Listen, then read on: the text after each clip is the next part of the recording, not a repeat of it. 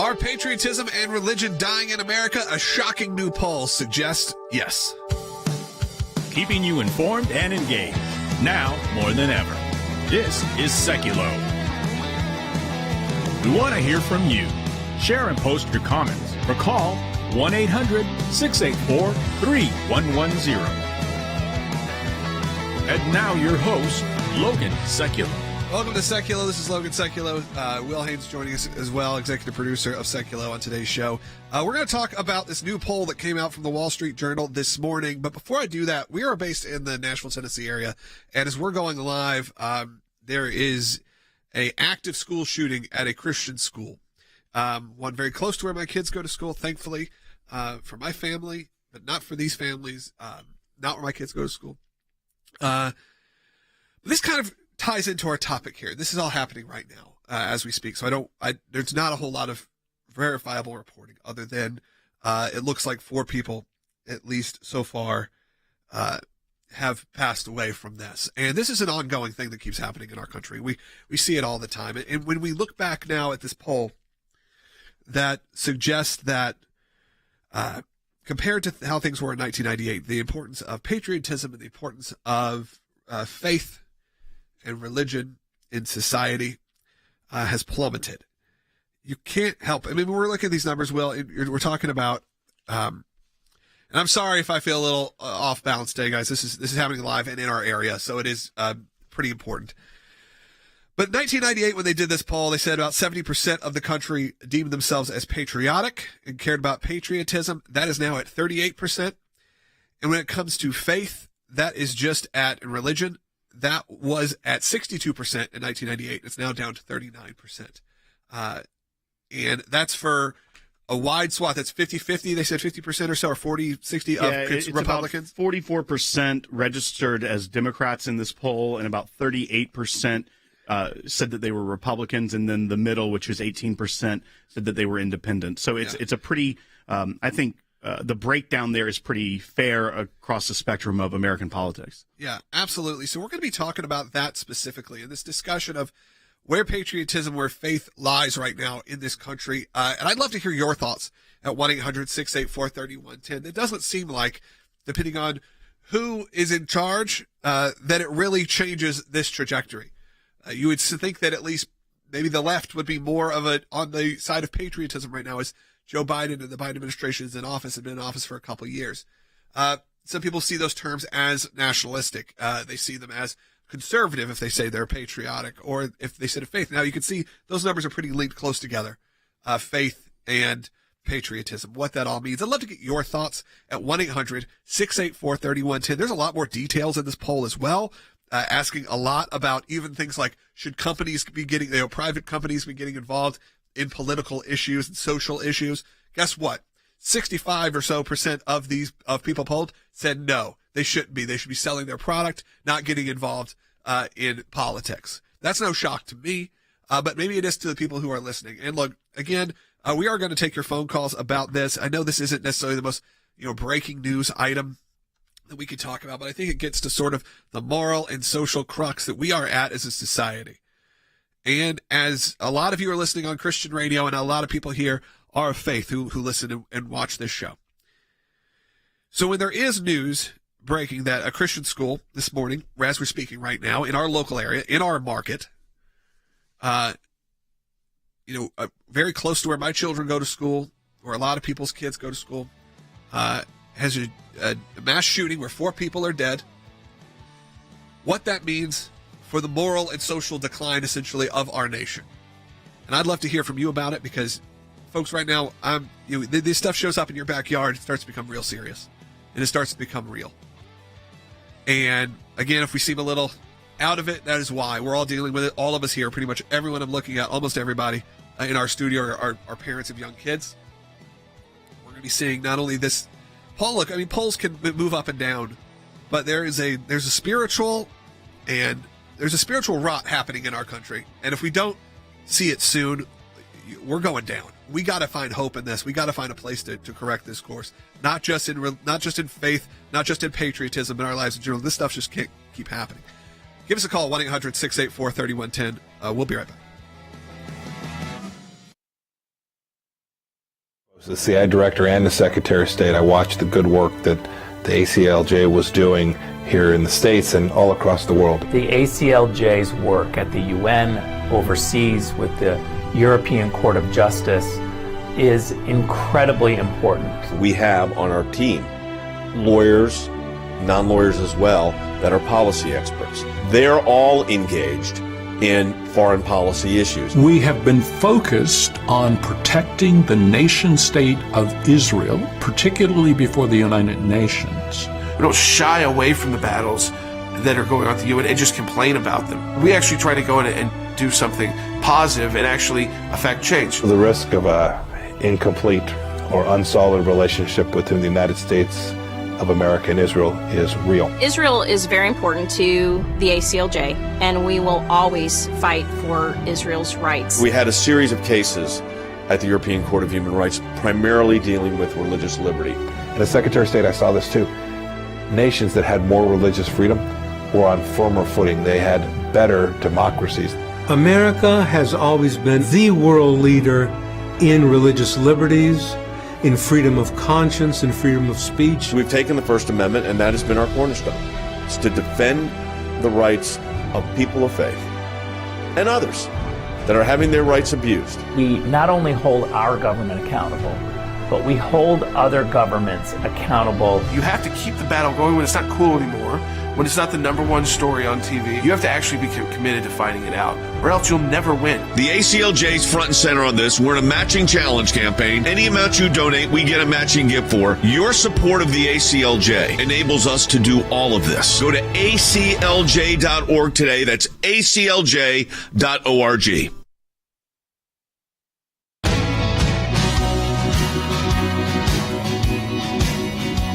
Welcome back to Sekulow. We're taking your calls at 1-800-684-3110, talking about this Wall Street Journal poll that came out showing the massive decline in people, a shocking, really, decline of people that say that faith and patriotism are even important to their lives and what that means. And there's a lot of breakdown on what that means, whether that, I mean, they specifically reference things like, did conservatives change the way you consider the word patriotism? You're also talking about a lot of people who are under 30. What's interesting is that's people who have not lived yet through a 9/11 or uniting moment that really did change. They've seen political divide and faith divide for their entire lives.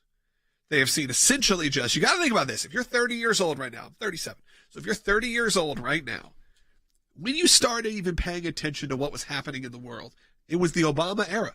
You're not talking about before that. You're not even talking about George W. Bush era. You're really talking about, for most things, you're talking about the Obama era, which was filled with both a lot of hope and a lot of vitriol and a lot of, for legitimate reasons. I'm not saying legitimate reasons. The Tea Party movement, everything that came out of there. Then you had, after Obama, obviously you had the Trump era. And then now coming out of that, you have Biden, and things don't seem to be getting better. So people under 30 are dealing with core values and what those mean to them and how that suggests. And look, I do want to address, as I brought it up in the first segment, that here in Nashville, in our local area, there's been a school shooting at a Christian school. At least we know now that this is no longer an active situation, that the shooter is dead. So thankfully it's over. That doesn't mean it's any less real for these families. It looks like multiple people have passed on. There's a lot of people who are currently dealing with the situation. I know a lot of people trying to get their kids and all that. But again, that kind of speaks to everything that's happening. It's not just about this situation or a school shooting, or it's not about a poll. It's about a sort of decay in hope and seeing if there is any future for this country and what that could look like. I was listening to President Trump speak yesterday or Saturday, wherever it was, in Waco, and he kept calling it the last chance or something like that. I forgot the words. And it was a bit alarming that these are sort of the words that we're using right now. And it does feel that way. I'm not saying it doesn't. I don't want you to think that I'm not saying that this isn't a time of crisis. The final battle is what he kept calling it. This is the final battle. Obviously kind of evoking apocalyptic biblical terminology. But folks, if we're going to start talking like that, then we have to do something to start addressing issues and changing people's hearts and changing people's minds. It's not just about politics. It's not just about religion, for that matter. It's about, like I said, a rot that's happening in the soul of this country, and we're seeing it now on paper. As the Wall Street Journal puts out this article saying, here's the things that people find important and not important. We're going to talk about other topics as well, by the way. We're all a little discombobulated, and I'm just going to be honest with you. I don't think there's a reason not to be, because this news that came out literally a minute before we broke on the air. My wife called me. We are going to talk with Rick Grinnell coming up in the next segment as well. We may talk about this. We may talk about another topic, but that's going to come. A lot of you are calling as well. Let's go ahead. I'm going to take a call, just kind of reset for a little bit. Let's go to Dawn, who's calling in Connecticut on line 1. Dawn, thanks for calling. Hi, how are you today? Thank you for calling. Go ahead. Well, as I was expressing that, I think that the lack of spiritualism, faith, religion, whatever in this country is directly related to the political divide. I think that there's a lot of people that still have faith in God. They still have faith in this country. They still have patriotism, but they're afraid to express it because of the negative connotation and being labeled conservative, whack job, conspiracy theorist, whatever the case may be. And the bottom line is and myself included, I refrain sometimes from posting things because I'm afraid of the backlash. And I think that really has more to do with these polls and everything else. But I see the decline in our country. I see it going on. I'm afraid to put my 7-year-old in school. I'm homeschooling her right now and working part-time.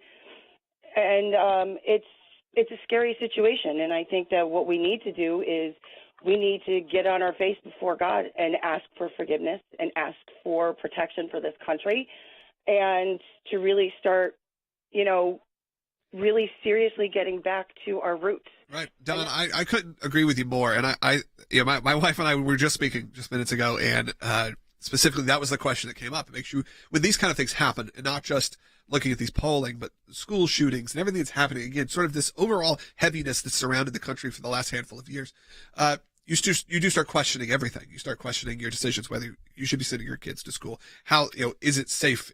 Are you making the right decisions for your family? And are we making the right decisions for our country? And you said that, that's tied to the conservative part of this. I think the numbers kind of show that, which is that, was it 39 and 38%? Yeah. It's there. I mean, you're only talking about a poll. That's one thing, these pollings, they do only poll about, this one was a little over 1,000 people, but 50-50 of conservatives and liberals. But 39% said, I believe, that they were, friendly to religion. 38% said they were friendly to. Yeah, and let me read the question that was presented to the poll respondents, because I think that is important. When you could hear someone say, like, "Oh, patriotism isn't important." Well, was it phrased as, "Do you believe America is the greatest country in the world?" Like that? Yes, it could be. Oh, it's skewed, but the question actually is pretty revealing at the respondents, because it says the heading is values, and it says, "Now we would like to ask you some questions about the American character, that is, about our values and who we are. How important are each of the values to you personally? Would you say it's very important, somewhat important, not that important, or not important at all?" So they asked, and we're just given the term, patriotism. How important is that value to you? And that's where very important only responded with 38%. A belief in God only responded with 48%, and religion only 39%. Which is as we mentioned before, a drastic turnaround from 1998, which was the first year that the Wall Street Journal conducted this poll. They conduct it every year to get kind of a sense of where people are. And I think it does tell you a lot as well. You mentioned there was no real galvanizing moment for the younger generation. But 1998, when they first put this poll out, that was the Clinton administration. Yeah. It was a divided time. There was a lot going on, but patriotism, I don't know if people would think back of the late 90s as the most patriotic era. You really think post 9/11 is when there was this light-hearted era, though. That's fair. It was a very overly commercialized era. You think about 1998, it was a flashy, there are no worries kind of fun era for a lot of people. Right. 9/11 changed that. Do you think that COVID would have been that unifying time? COVID would have been that time that we got together as a country and as a world. The difference is that got politicized within 30 days. The first 20 days, you may remember there being all of these big unifying moments. We got to stay together. We got to do all these things. We're going to reach out. We're going to put out sing-alongs. We're going to get together as a country. Then all of a sudden it started getting politicized and more politicized and more politicized. And being probably the most divided political topic of our modern time. And I think history will show it as a very pivotal moment in our lives that I don't think any of us have really reckoned with yet. We really haven't. We haven't reckoned with the impact that it had on our kids, impact that it had on adults, that we all went through a lot of emotional and mental strain through all of that. And we're all just coming out of it now. I mean, really, you're talking about the fog is just starting to lift now on what happened to us from 2020 to 2020 into 2022, maybe even headed into 2023. We're just now getting there, people. And you can't help if people look at this and go, yeah, I don't really feel that galvanized my country. Look around you right now. Do you feel like there's unification? Would you feel proud of your country right now? I think there's a lot of people who, sadly, who are probably very patriotic in terms of military support, and they support the American values, who even in conservative are looking at it going, yeah, I can't say that I'm getting behind this right now. Well, especially because they're seeing China, they're seeing Russia, they're seeing hate being spewed from both sides and infighting, and it isn't healthy. And you see the corruption as well that we have been fighting against and is real. There is real corruption in the government. Right. When you see some of the institutions that are supposed to be working for you, not working for you, but working against your belief systems, then it does give you pause. And it does, I would say, it could take that very important number down for some people that are deeply patriotic, but maybe not patriotic because of what the government is doing. Like, the word may not mesh in the same way. They still believe in American values, in the American Constitution, and unfortunately, the institutions that are in place, a lot of these bureaucracies, are lessening that faith and confidence in the government. Yeah, hey, coming up in the next segment, we're going to have Rick Grinnell. We're going to keep talking about this, and we'll also discuss some other things with him. But we'll see what we get into with Rick coming up. If you have any questions or comments, I'd love to hear from you. I see a lot of great comments coming in on Rumble and through Facebook and YouTube. But I would appreciate it if you would give me a call, because I'd like to have this discussion one-on-one with you. 1-800-684-3110. 1-800-684-3110. We're also headed towards the end of our matching challenge here at the ACLJ. If you can support the work, we'd appreciate it. Go to aclj.org. All donations are effectively doubled. That means if you give $10, it becomes $20, so on and so on and so on. Again, covering a lot of news, covering what's happening in the world, but also discussing sort of the rot that may be happening in our country, what we can do. Where's the hope to turn this around? I want to hear from you. 1-800-684-3110. We'll be back with more on Sekulow in just a minute. If you're watching online, make sure that you are either following or subscribing on whatever platform that you're using right now, and tell your friends. We'll be right back. Russia ratcheting up the nuclear threat. For the first time in decades, planning to deploy tactical nuclear weapons designed for limited strikes on the battlefield beyond its borders in Belarus. On April 3rd, we will start training the crews.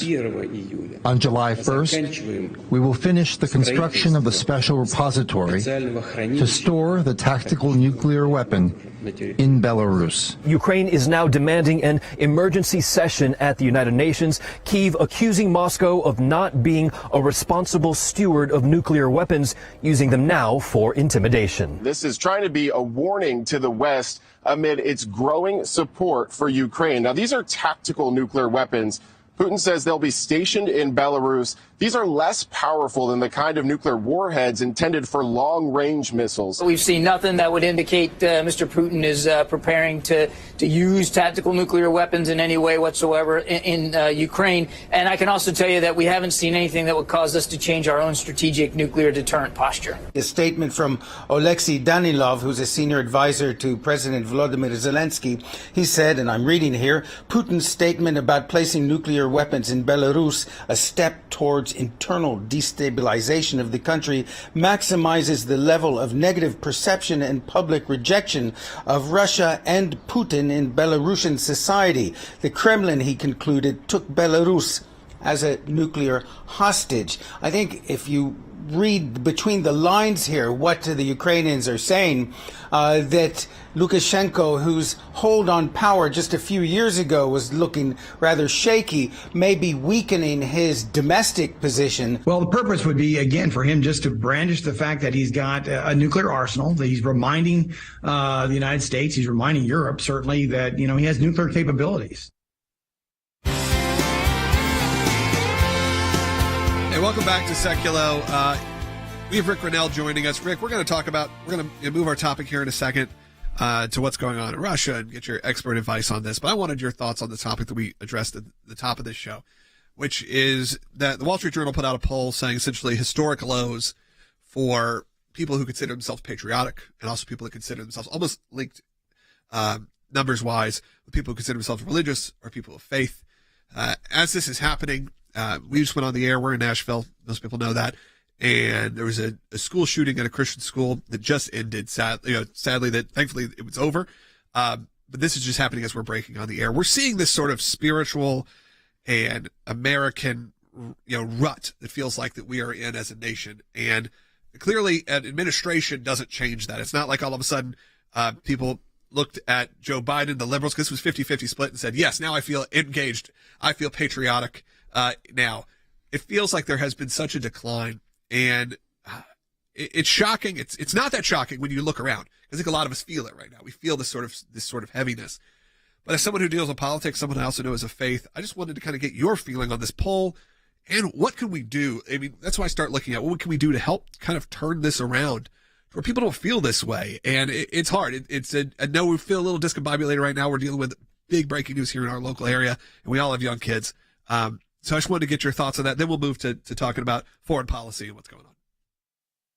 Well, I love that you start by saying, what can we do? Because I think that's really the first thing is we do have a responsibility. We can't be surprised that over the last 20 years, our schools have been teaching our kids to hate America and to not concentrate on, the basics. I mean, you look at test scores for our kids today, and it's atrocious. We've allowed this to happen in our society. We've allowed our schools to become terrible. And I'm reminded of this conversation that I had with a world leader who once said to me, Rick, I don't know why you guys are so surprised in America that you have a generation of young people that hate your country. You've been teaching them to hate your country. You can't be surprised that all of a sudden they grow up and a 20-year-old has been indoctrinated for all these years. So I think the solution is we've got to fight back. We've got to have people who don't just sit and listen to our broadcast, but actually do something. Some people listening may have to run for school board. You have to get involved. You have to not sit back and watch. I'll finish with this, Logan, is that, when you look at first and second generation Americans, they love this country. The people who come here from another place who have experienced fascism or totalitarianism, they're at the front of the line saying that this is the great country. Our problem is with 6th, 7th generation white liberals who literally want to teach our kids to think that this place that we call America is a horrible place. It's the greatest country. And if you don't know that, you should travel more. I think that's a valid point. I want to kind of throw it back when we talk about first and second generation. We're talking about not just like your grandparents. We're talking about first and second generation people that are coming to this country right now. We're seeing that over and over. We're seeing that growing. That's why we're seeing the Hispanic community really rallying around a lot of conservative values. We're seeing a lot more people who were unexpected to be, maybe by the left, unexpected to be what you consider American patriots. And you're right. We are seeing that in the schools. I think we all have to really address what that looks like moving forward. I mean, I just got off the phone, like I said, with my wife, and that was the discussion point we had was now we know what goes on in our schools. We go to a great school, so nothing against them, but then we know there's, this active shooter that's, a few miles from their school. It makes you rethink everything. It makes you rethink, and you see these polls, makes you rethink how you're raising your kids. And it's a very good point, because like we said, a lot of this is for people who are under 30. So we're talking about people who did not live through that big unified kind of 9/11 type moment. And then COVID was not that either. COVID became highly politicized pretty much immediately when it felt like it could have been that united moment. But let's pivot a little. We got a few minutes. Let's give people a little break from maybe my breakdown here and discuss what's going on, Will, internationally. That's right, Rick. So over the weekend, Putin announced that he was going to station tactical nuclear weapons in Belarus, which happens to border a NATO member, Poland. And this comes off the heels of his summit with President Xi from China. What message is Putin sending here?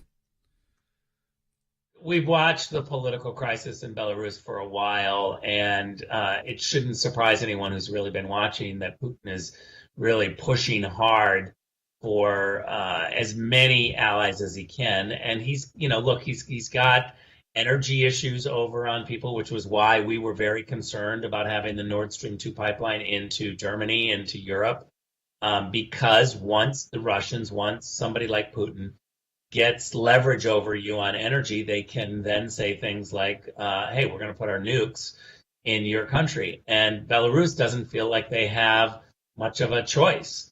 And this is, a terrible sign. We've certainly, we need NATO members to pay their fair share. We need NATO members to be good NATO members before we start expanding this umbrella. I'm very concerned that the first reaction we have from so many European countries that are not paying their fair share is to say, oh, let's extend the NATO umbrella. Let's include other countries. And that just means the U.S. taxpayer has to pay more and more and more. And I think we've got to put an end to this and say, look, we didn't envision there would be a war in Europe, but there certainly was under Barack Obama, and there was now under Joe Biden. And you've got to ask yourself, why did it skip Donald Trump? Why wasn't there a war? Why didn't Putin go on the offense during the Donald Trump years? And it's silly to think, because he was getting everything he wanted, which is some people on the left. It means that he knows exactly what he can do to get away with this. And it's weakness. You did bring up there was that time where it jumped between the administrations, and you talked about the members of NATO not paying their fair share. But just quickly here, as we kind of started talking about hope for the future in the beginning of this segment, I did want to ask you, how can we hold the administration's feet to the fire on this and try to stem some of this while we know at least a couple years left with this administration? So, again, I think people have got to get involved. You can't just expect somebody else to do something and then expect our country to be saved. I mean, we're watching it really dissolve, and it's heartbreaking. So I would say get involved, figure out a way to support organizations or people who are tough, who are pushing back. I mean, clearly the weakness from the Biden administration has to be outed. We need transparency to show the American public just how weak they are. And that means aggressive organizations and people support politicians who are holding them to account, send them some money, say some prayers for them, support them where you can, but also for organizations like ACLJ, where we're demanding transparency and we're using the power of the courts and the legal process to do it. Rick, appreciate you coming on today and discussing this, and also just that poll and everything that's happening across our nation. We appreciate always when you come in and discuss these important topics, and I think a lot of people need to hear. And, hey, a ton of you have called. I'm going to take a lot of these calls coming up in the next segment or two. So if you're on hold, please stay on hold. If you haven't called in, we have one line open, 1-800-684-3110. If for some reason you're in one of those unfortunate stations that doesn't get us for the full hour, one, tell the station that you want us for the full hour. Number two, you can find us broadcasting live, or if you're hearing this later, you can check the archived episode at aclj.org. Broadcasting live right now on Rumble. Just search for ACLJ. You'll see it probably on the homepage right now, so go find us on Rumble and on YouTube as well. We're going to be taking a lot of your calls. I want to hear from you about this sort of nationwide rot that seems to be happening and what we can do to turn this around. I don't want to only be doom and gloom here. We're going to talk about some paths to hope. We'll hopefully have that for you coming up here in the next segment. We'll be right back.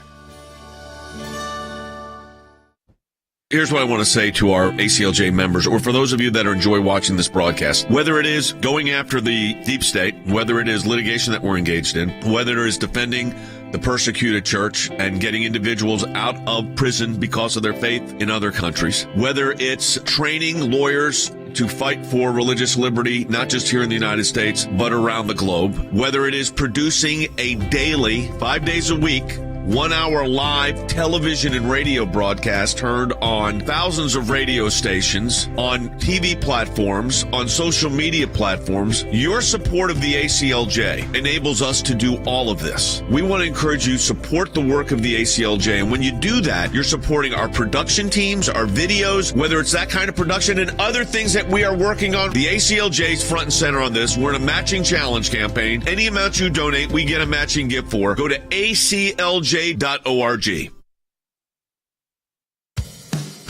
keeping you informed and engaged. Now more than ever. This is Sekulow. And now your host, Logan Sekulow. Welcome back to Sekulow. We are talking about this poll that came out from the Wall Street Journal saying that religion and patriotism, almost in lockstep, are on a nationwide decline at a massive scale. There is a moral and social rot that's happening in our country. We need to talk about it. We need to address it. We need to start figuring out our ways out of it. At this time as it's happening, it's just now over. There was a school shooting that happened in our local market. So again, if we feel a little out of it, no, that's why. Because all of us here, pretty much everyone I'm looking at, almost everybody here, has kids, young kids in this area. Kids are in school systems. We're dealing with that right now as well. And that all ties together to me. This is one and the same. So we're going to take some calls in this segment. In the next segment, a lot of you have called in with your thoughts, and I really want to hear from you. And let's go to Jerry. You've been on hold for 27 minutes. So Jerry, I appreciate you holding. You're on the air. Well, first of all, prayers for the people in that local shooting, and I can understand being parents. I'm of your dad's demographic. So when I I was literally reading the poll 5 minutes before you came on air, and right off the bat, I would never take a poll from WSJ. My demographic doesn't really take polls because we know how polls have been accurate in the last, say, 2 cycles.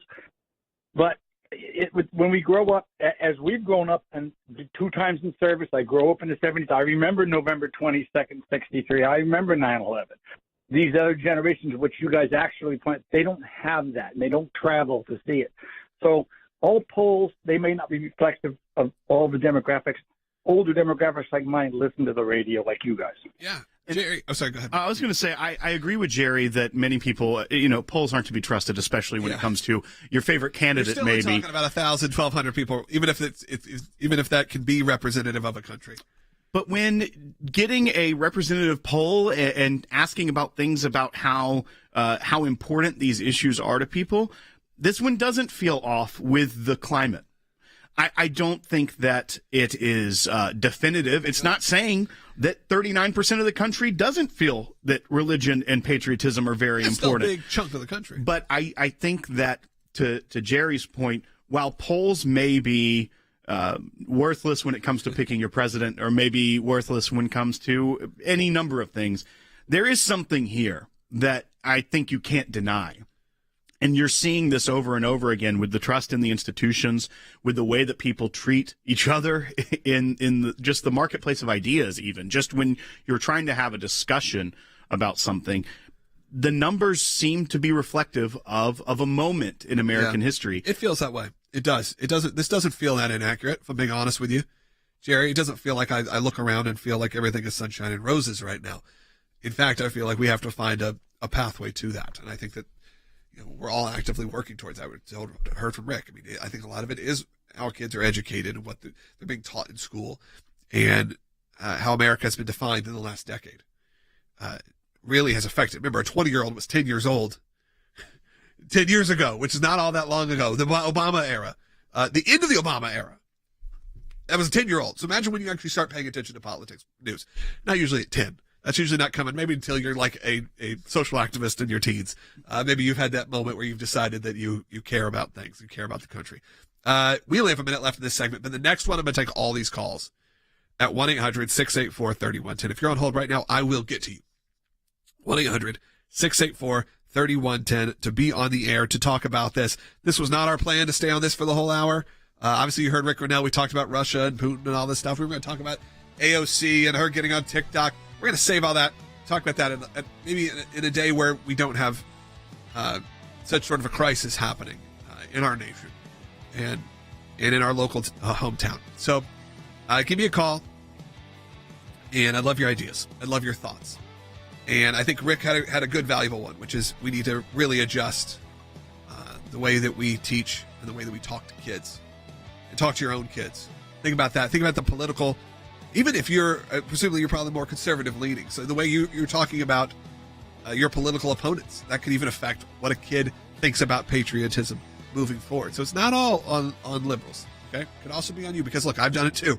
We've all had our own frustrations and maybe talked about it in front of our kids, and maybe with the less tactful way. Give me a call. I love your thoughts. We'll be right back.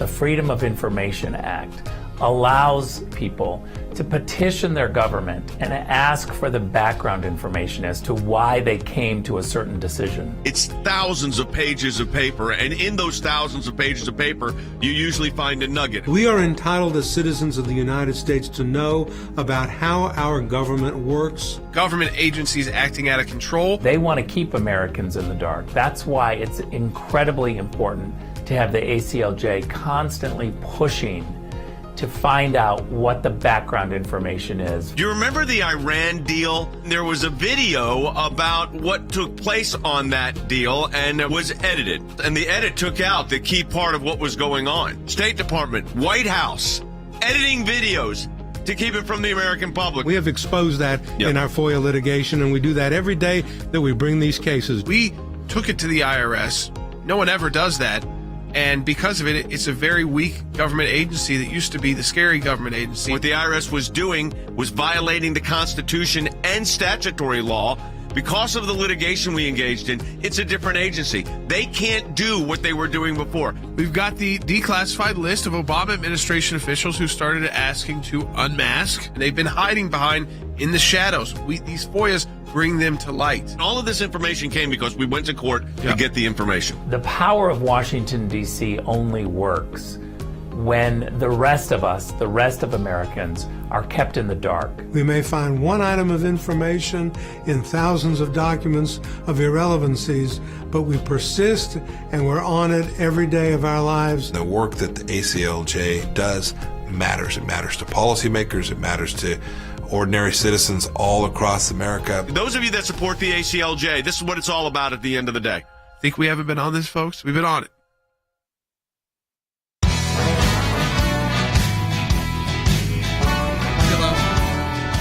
Logan, Sekulow. Let's talk about what's happening right now. Look, we had an update on that Tennessee shooting. Sadly, 3 children have died. And this is, by the way, a school that only goes to 6th grade. So you're not talking about kids who are, not that it would make it any better. You're talking about little kids, okay? And that's what I have. I have elementary school children who go to school very close to this. And it's really hard to deal with. And it's really hard to do a broadcast as this is happening right now in our local community. But it does tie into the topic, which is we are in a spiritual and moral decay in this country right now. We are dealing with the fact that we need to have a major referendum on the way that we're talking, the way that we are moving, the way that we are discussing these topics, and the way that we are treating issues at home, as well as security in our schools and so much more. And that's something that we can have, when the clouds have cleared a little bit, and we can have a little bit more discussion about how we can move forward. But when this starts happening, it starts happening in your local community, it becomes a lot more real. It's happening in real time for us here, folks. So we're discussing it as we are. I'm going to take all your calls. I told you I would. And I have my thoughts. Let's go to Bruce in Colorado on line 1. Bruce, you're on the air. Well, hi. Thanks for taking my call. We've been hearing about there's been younger shooters being involved in a lot of these incidents, and people are talking about gun control as, the solution. But I'm wondering about, these video games where they have the active shooter role-playing stuff going on, and these younger children and growing up learning to play these, if that's not training them as a way to act out, in things. And so I'm just wondering if there shouldn't be more restrictions on access to things like that, because they're basically getting trained. Yeah, Bruce, I think this is a discussion point that's going to happen, but I think a lot of that should happen in your home. Know your kid. Play what your kid's playing. Look at what your kid's watching on YouTube or on television, or you'll find out more about your child. Actually learn about what affects them. Because I'll tell you, I have sons and daughters, and what affects my son is different than what affects my daughters and the way they react. So, also, the video game discussion is interesting, and we can talk about that ad nauseum, and I can have that discussion with you for an hour, because it is very different from when we were kids in the sense of Super Nintendo and what that looked like. Now it's very realistic, but also sometimes trivial, and I think we need to have real discussions, but I think a lot of that happens in the home. Maybe you could talk about the restrictions. I think most people have that in the sense of there's a rating system. It's not treated, though, like a lot of rating systems are for some reason. games that are made for teens or for adults or for mature audiences. I'm not a big censorship guy, so I don't really feel like the onus should be on the video game company or something like that. But maybe we need to have more of a discussion of what that looks like inside your house. Sure, why not? Why not have that discussion? I'm a gamer, so I play, all sorts of video games. So I know that it can have an effect on you. I don't play certain games at certain times of night because I know that I won't be able to sleep because of the way that it affects my brain. So I think that is something we can have a discussion on. Well, and that is something that we've had. Professor Harry Hutchison has been on the show before talking about the lack of emphasis on the family involvement with their children, and a lot of that where the teachers' unions in the school then believes that they need to pick up the mantle of the parenting. And that's where you've seen a lot of these things, even such as the Parents' Bill of Rights that was in the news last week, where it's really trying to give parents the ability to see what's being taught in their schools, but also it can't be lost that the parents do need to be involved. Yeah. The Parents' Bill of Rights should have rights in their child's life, but we also need an emphasis where parents are actively involved in their kids' lives. And I know a lot of people, because we see it in the chat, a lot of the people listening to this broadcast are. They are, many of them homeschool their children because they believe that they need to have that supervision and guidance in their children's lives. But that isn't the option for everyone. Not everyone can just homeschool their kids, but there is something about people that need to be awakened to what is going on in this world and make sure that they are involved in those kids' lives. And like I said, not to put that many of our listeners I know are in that camp as well. Yeah, for sure. I'm going to try to get as many calls as we can. I told you I'd get to you. I'm going to do my best. We only got 6 minutes in this segment, but I'm going to do my best. Let's go in order as they came in. So first, Mary in Texas. I'm sorry to be out for half an hour.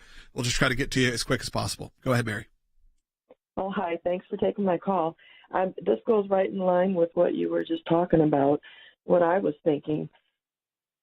This is really not a political thing. This is an erosion of our society and of accepting pop culture.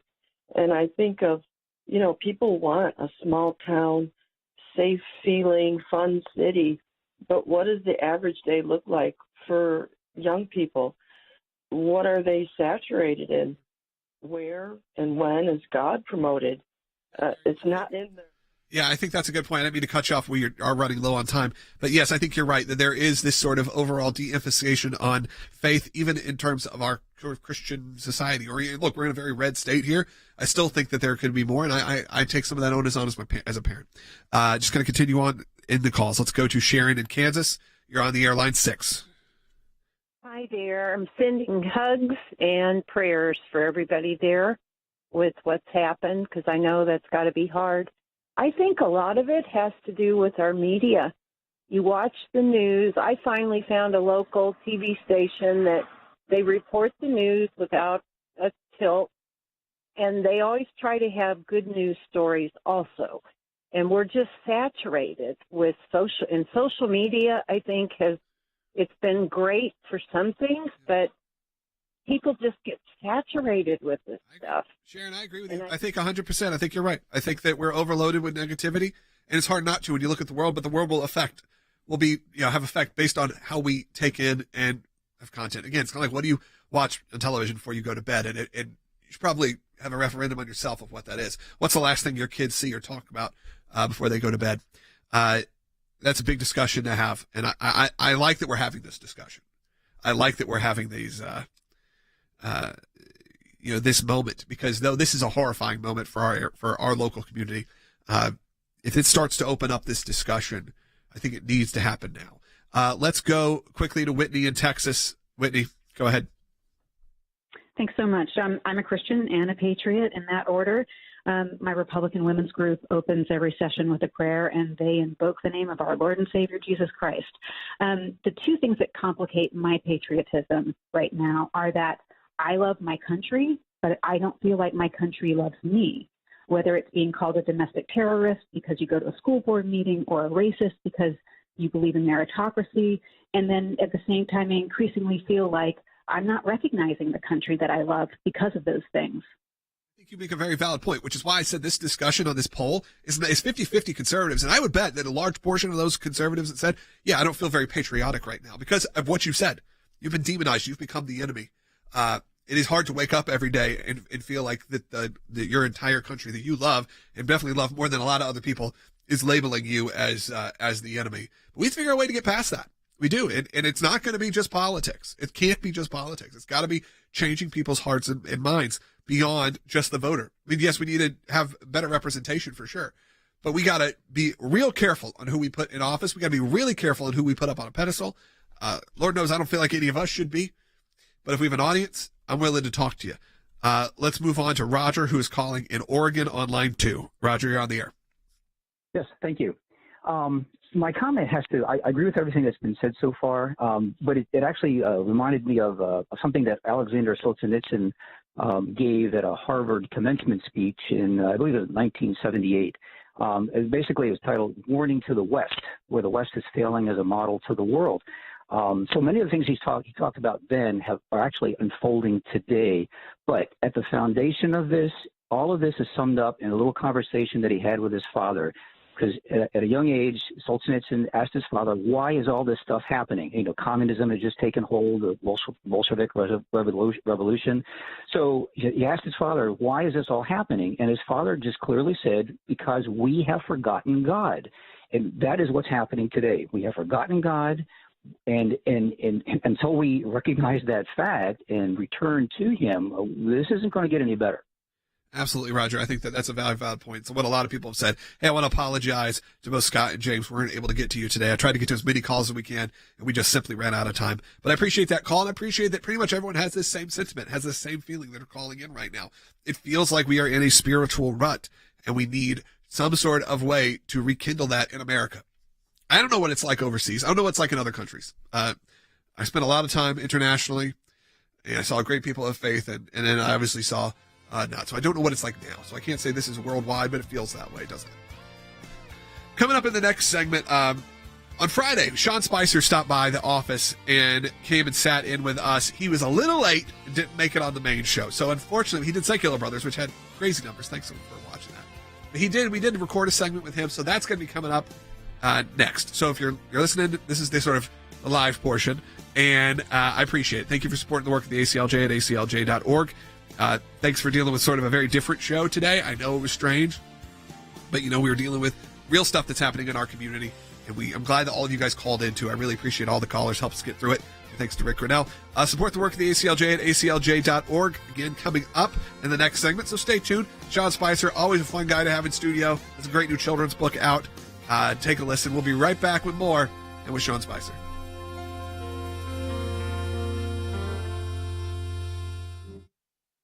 So about mid-September, I was given a copy of a GoFundMe page. And at first I didn't think what was written in that was legitimate or real.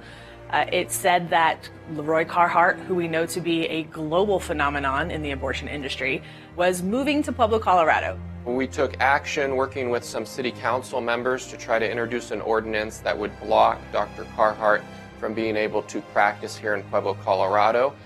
Council then planned a work session that was to be done for the council to ask any legal questions that they had regarding the ordinance. We found out the day prior to the work session that the pro-life legal counsel were blocked, which would include the attorney who wrote the ordinance that was being discussed. I knew that I could reach out to ACLJ again because I had already had a couple of contacts. When I heard that their pro-life speakers had been barred from speaking at the city council, I knew that we needed to take immediate action. So I got a hold of some of our other attorneys, Chrissy and Ben. They got in touch with Tamara and Quinn and found out the details and the facts, and they got back in touch with me and said, we need to send someone. And since I was the closest one at that point, being in Texas, I said, I'll go. I'll make it happen. There was an obvious shift in the council's attitude when they knew that I was there and why I was there. These attorneys probably have a valid point and have occasion to sue because we are limiting their ability to speak. I know the impact that ACLJ has had in the Supreme Court, but to see the local impact, that they would be willing to pretty much drop everything to fight this big industry and this big man that wants to to harm our community. It's amazing to see how ACLJ fights for the big cases as well as, the little people like us.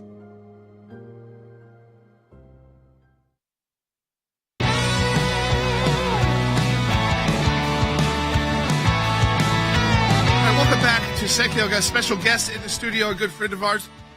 Sean Spicer is joining us on the set here in Nashville with us on Sekulow. I was just laughing when Sean walked in because it's weird that it came up, and I was like going through my text messages, going through, this one's been around too long, and it was one from you.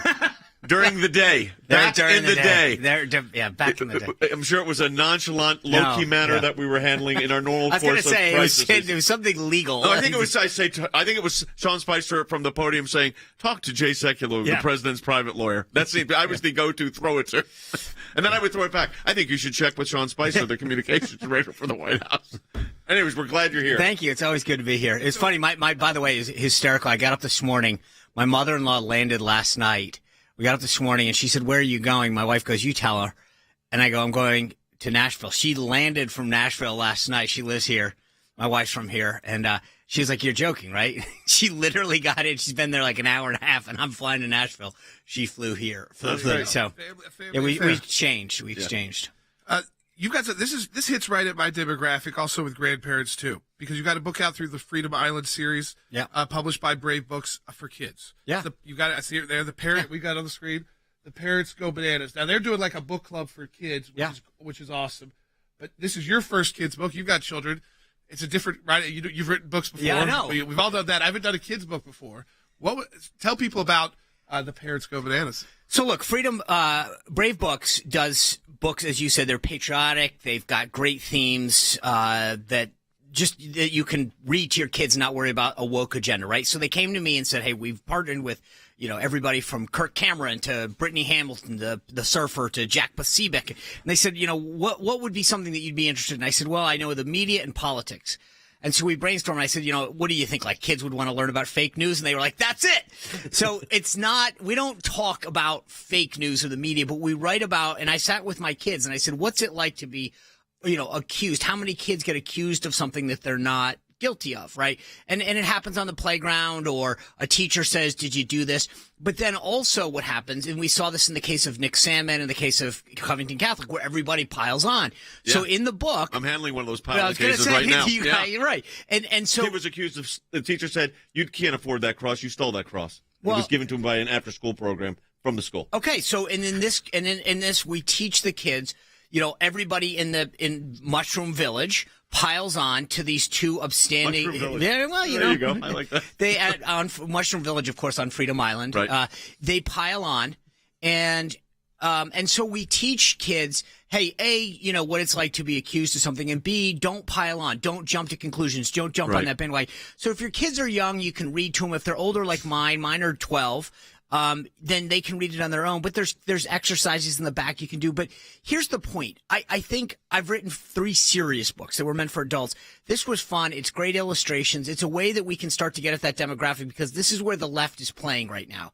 They're going at kids. They're indoctrinating them. So, this was my little attempt at saying, I deal with this every day with my kids, where I have to have conversations with them. So I was like, hey, this is fun. Your kids lived it. My daughter is my oldest of 3 is starting to learn to read herself, but also, we're still reading books with her on a nightly basis and daily basis.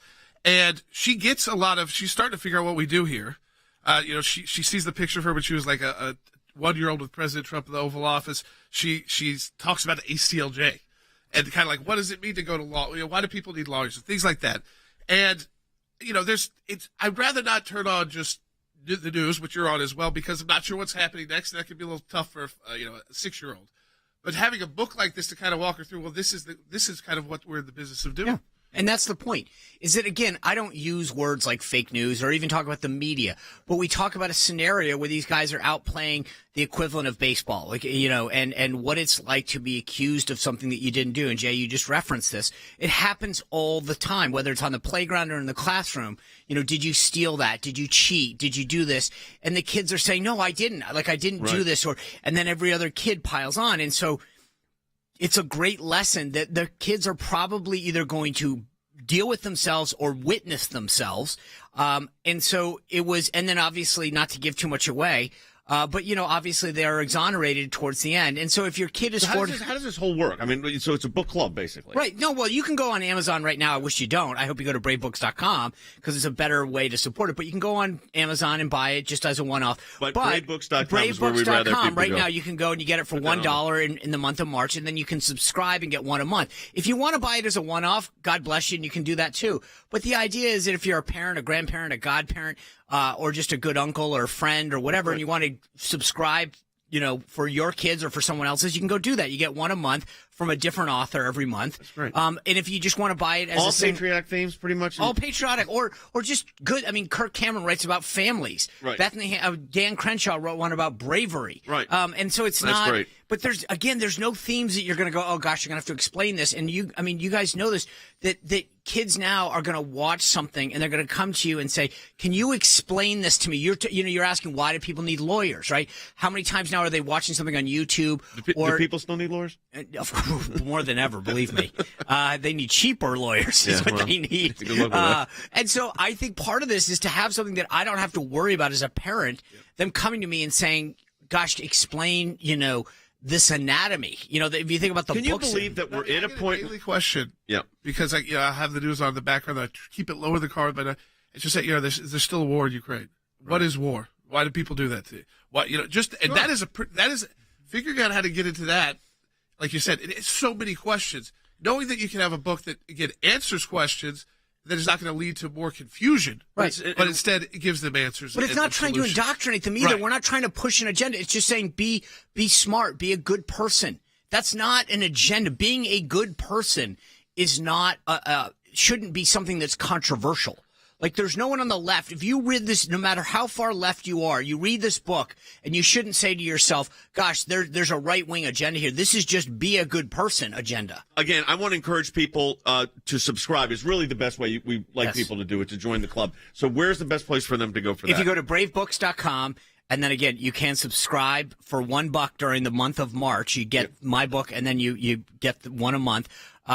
Or you can just go to SeanSpicer.com, and there's all the information there as well. Can we ask a political question? Sure. What's your sense of where things are? I mean, this is going to be some campaign season coming. Oh, I think buckle up. I mean, if I were a documentary company, I would start getting extra film crews. And I mean, this is like made for television, what's about to happen, both in terms of the primary, Trump versus DeSantis, and then I think do you think that's what it's going to come down to right now? I don't think there's any question. I mean, one of the things that I've been telling people is, you've got to understand the game, right? And it's like whether or not it's baseball, football, soccer, or whatever, Candyland, understanding the game. And so what's going to happen is that there are thresholds for each of these states, the primaries and caucuses.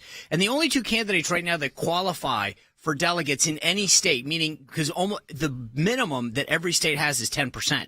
The only two candidates to qualify for delegates in any state are Trump and DeSantis. Yeah.